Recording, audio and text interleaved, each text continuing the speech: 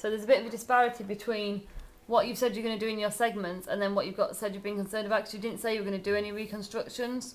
Yeah, although my segments were very brief, I mean, the shooting script that we're doing now is very detailed and tells you all the archive footage and what I'm going to put in and where. Okay. So I like the idea of there being some sort of rhetorical question that you're going to try and find and investigate. I thought that would work really well as a sort of direct mode of address and engaging your audience, rather than it be feeling like you talking down to them. It's like, oh, I'm perfect, I'm a teenager but I'm alright. It'd be nice that you're saying, well, why is this happening, and then let's go and find out, sort of thing. I thought that worked quite well. And that becomes something that you can hang it off, because what often works well when people have done these things before, some of the best ones have been where they've actually almost made it about them having a journey, which is quite interesting. So it could be that this is your journey to find out whatever it is that you're intending to look at, in terms of, you know, you're looking at the issue of knife crime, but it could be whatever it is that you're you know, as Mish said, it could be what are the communities doing to try and combat this issue, what are and then maybe, yeah, so I think having that question to hang it off would be really effective. Because the thing is, why did you want to do this in the first place? because it's a very serious issue, and some youths that are involved in knife crime, they don't see it as serious. So is that from your own personal experience? So that might be something you want to start off with, yeah? Okay. I'm Kirsty, I live in Gants Hill, But and see, I did think about that, but it's very hard getting like interviewees. yeah, but you won't need to have any. You won't need to interview anyone. You just need to say that you are aware, as a young woman, that there are people who you're sat on the bus with who are probably carrying a knife, Okay. and you want to know what's been done about it, or whether that is the case, or whether that's your paranoia. You see what I mean? And then you go on a journey of you finding something out. Yeah. So did you have another thing to say? This is a small thing. I think if you are going to interview a journalist, it's like trying to teach a teacher. Interviewing a journalist is a very hard audience.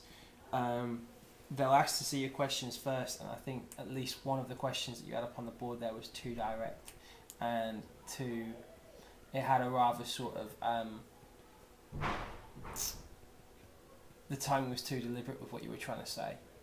So it was something along the lines of, do you think you're doing enough to stop knife crime? I think if you were to interview somebody like that, they'll be very savvy. So asking them straight up, they'll just say, yeah, we are. You have to, if you're going to interview somebody in that respect, you have to be really sort of more intelligent with the way that you structure your questions. Okay. What example could you give me that wouldn't make it so? So you might say something like, of the articles that you published last year, how many of them were about this type of knife crime, or of the number of knife crimes that happened last year, how many of those did you report in your newspaper, and why was that? Because then you see, then it gives you further things to discuss. Whereas if you give them something where they can say yes or no, that is what they're going to say, like Sir's saying. Okay. Another thing to bear in mind is that your budget is wildly insane. So your cameras are £100, even though the cameras that you use are about £400, and your boom mic is £200, even though they're about £110. So your budget is just a bit mental. I'm not sure where you've got your figures from on that. It was the cheapest as we could get it, so it was like on eBay. All right, so you might want to make that clear when you rejig this on the site, your blog, that On you're my blog or on this treatment? you're going to put two on. So you're going to put your long treatment, this treatment, and a better treatment. Oh, okay. Yeah. So you might want to say, I can get a camera for £100. It's going to be second hand on eBay. Okay. Yeah, because cameras are more than £100 generally. So you Yeah. need to make that clear where your prices are coming from. Okay. Where is your voiceover artist cost coming from? Because they were like nothing in my mind of what I know things cost. The other question I had is, why are you going to interview Eliza outside of school? To be honest, when I was reading that, I was just a bit like, a school? Why is it a school? So it's not that anyway. In my shooting script, it's totally changed. So obviously that's something I can put as what I've done as an improvement, because I don't know why I put that. Because I think if you're trying to aim it to that wide audience, I don't know whether that, like, a 19-year-old's going to be that interested in something. You know what I mean? I think you need to just maybe take it out of the school environment a little bit? Because you are inevitably going to end up getting some Vox Pops here as well as on Oxford Street. So if there's too much school, you know what I mean? The question I was going to ask Yeah. in terms of Vox Pops, is Oxford Street really the best place to go to make a documentary about life in London? The reason I'm asking is because a lot of the people there are either Tourists, or people that probably live in quite affluent areas. People that go kind of shopping around those areas and things like that. They're not sort of the people that come from the sort of really rough areas. And I think in terms of mise en scène for shooting those interviews as well, I think if you think back to Mike's documentary, Michael Fox, his was really good because all the ones he shot all the grind up interviews that he shot down alleyways and things like that. I'm not telling you this. Go on. On that, I was thinking of doing it outside, maybe a shop that's for young people. So there's that, like Foot Locker, for example.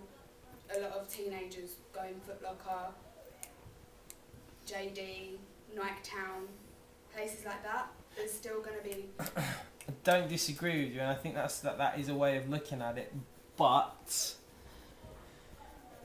I would still say that a lot. I mean, you work on Oxford Street, don't you? And how many people would you say percentage wise that come in and you speak to? Would you say fall into the sorts of groups of people who'd be affected by knife crime in London? Not necessarily a lot of them, but hardly any of them maybe. But that's because maybe of the shop name.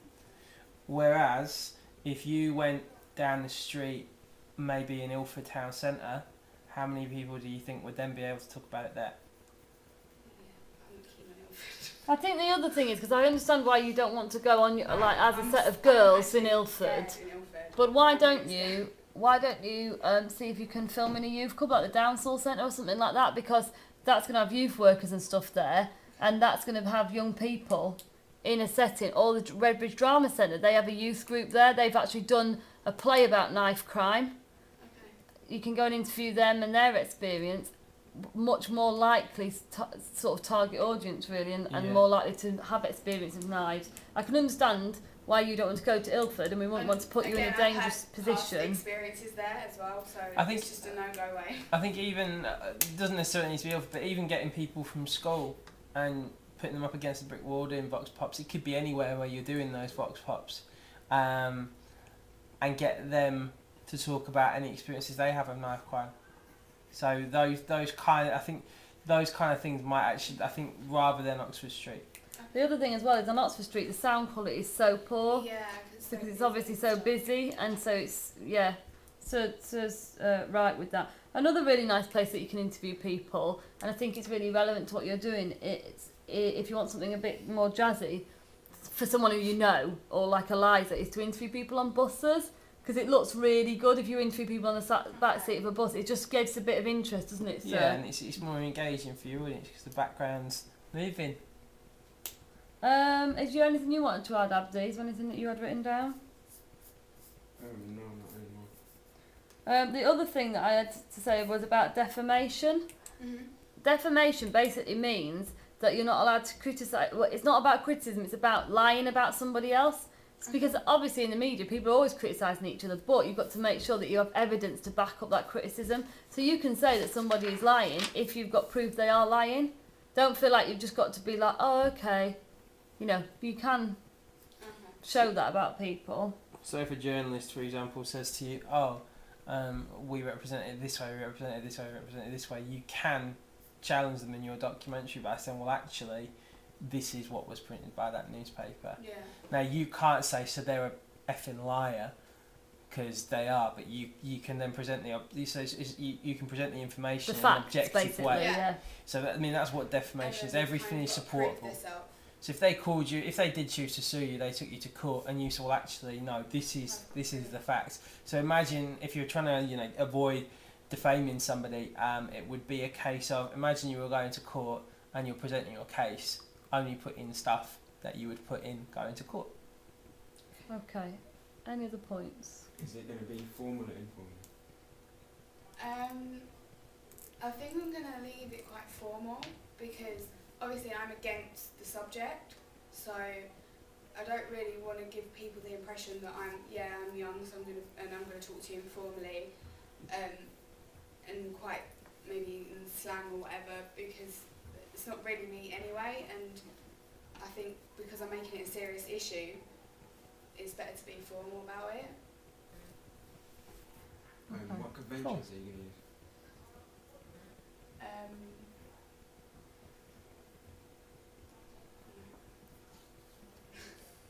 Okay, so something maybe you need to think about, yeah?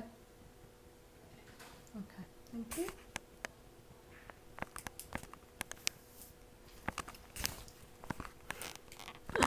Why did the button